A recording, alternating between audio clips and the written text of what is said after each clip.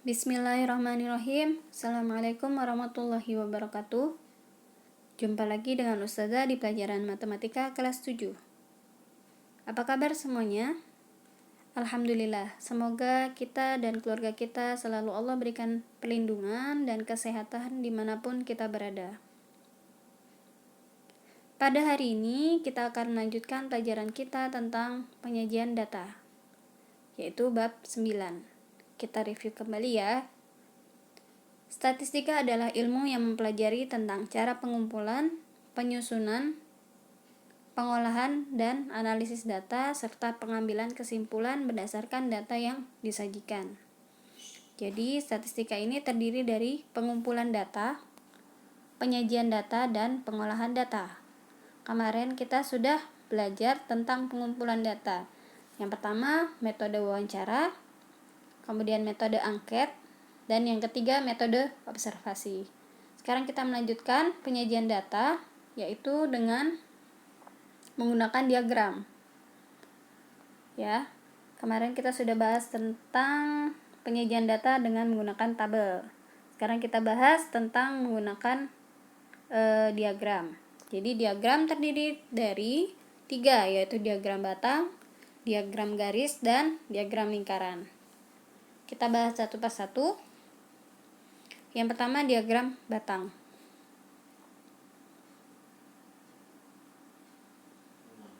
Diagram merupakan gambar yang menyatakan data secara visual, berupa bilangan yang biasanya berasal dari tabel yang telah kita buat.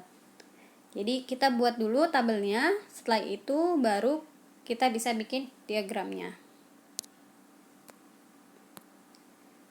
Nah, diagram batang adalah diagram yang berbentuk persegi panjang atau balok dan digambarkan secara tegak atau mendatar. Ya.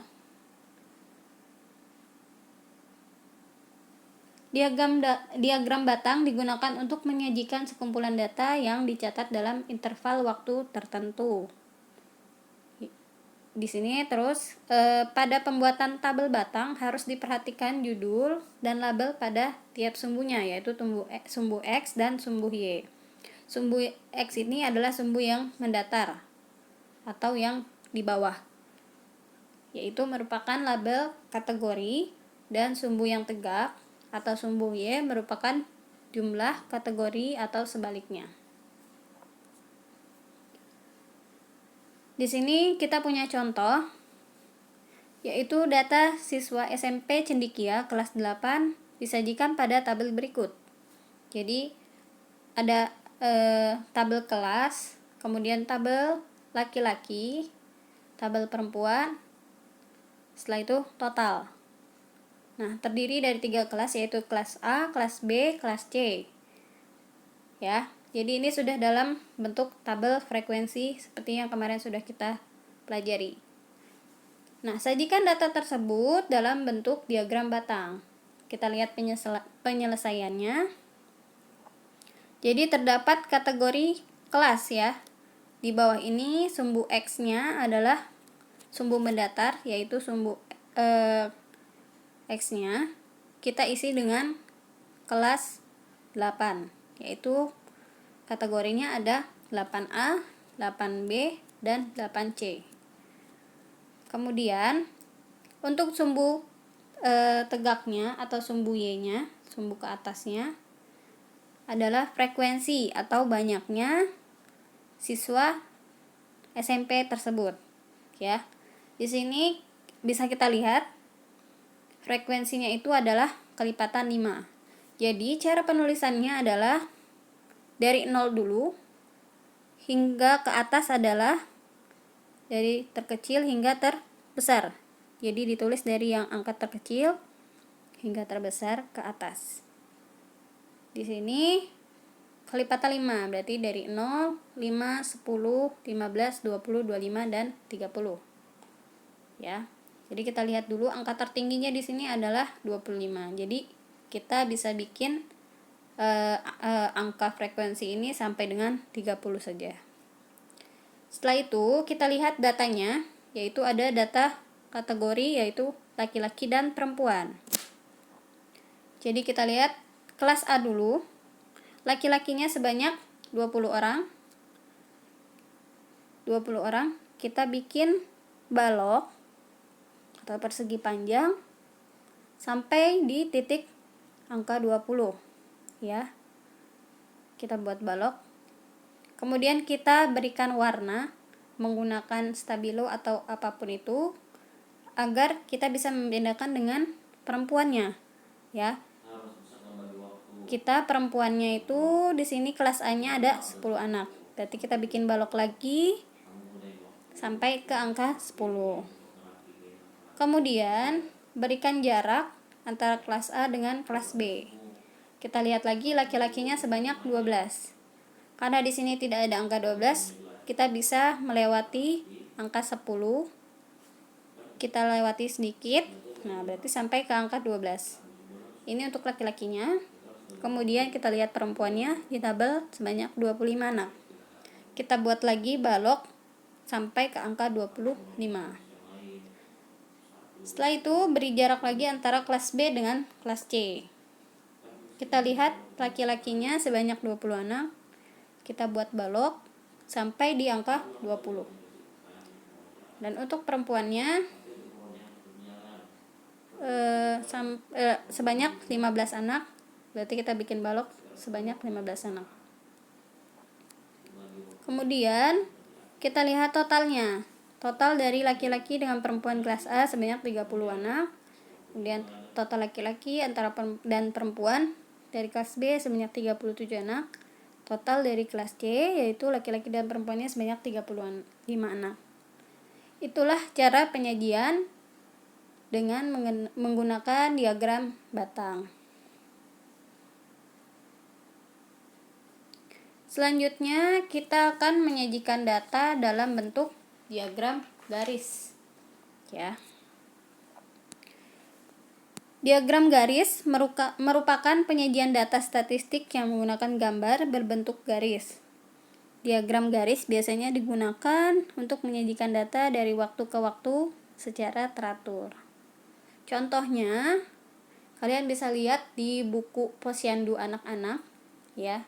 Jadi ada perkembangan berat badan anak pada usia 1 sampai dengan 10 tahun. Jadi ada tabel yaitu umur anak dari umur 1 tahun hingga 10 tahun. Terus di bawahnya ada berat badan dalam kilogram. Jadi umur 1 tahun berat badannya 8,5, umur 2 tahun 10 kilogram, sampai dengan 10 tahun yaitu 13 kilogram. Sajikan tabel berikut dalam bentuk diagram garis. Maka kita bisa buat sumbu X-nya atau sumbu mendatarnya yaitu umur. Ya, umur dalam tahun ke samping kanan.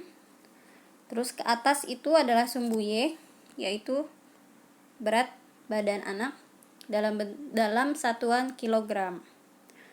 Kita lihat pertama pada tahun pertama kita di sini 1 dia 8,5 berarti ini kelipatan 2 ya. 2, 4, 6, 8, 10, 12, 14, 16, 18, 20.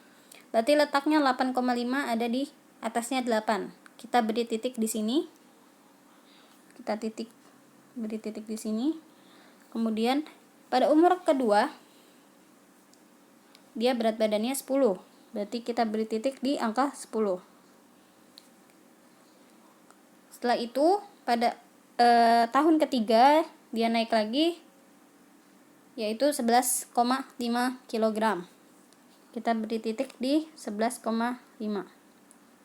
Jadi pertemuan antara sumbu X-nya 3 tahun dan berat badannya 11,5. Kita lakukan sampai dengan umur 10 tahun yaitu 13 kilo. Ya.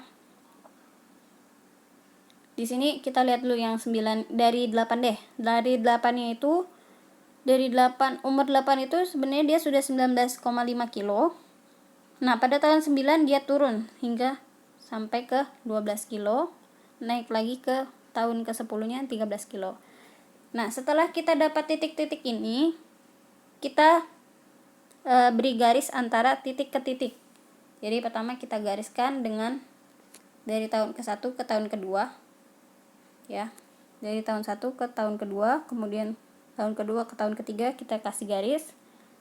Usahakan garisnya menggunakan penggaris agar lebih terlihat rapi, ya, hingga sampai ke tahun ke-10. Nah, itulah cara pembuatan diagram garis. Baik, jika ada yang ingin ditanyakan, silakan ditanyakan di forum atau bisa juga di chat WhatsApp. Selanjutnya kalian akan mengerjakan soal latihan yang Ustazah berikan. Jika ada yang ditanyakan juga boleh ditanyakan. Kurang lebihnya mohon maaf. Ustazah akhiri. Wassalamualaikum warahmatullahi wabarakatuh.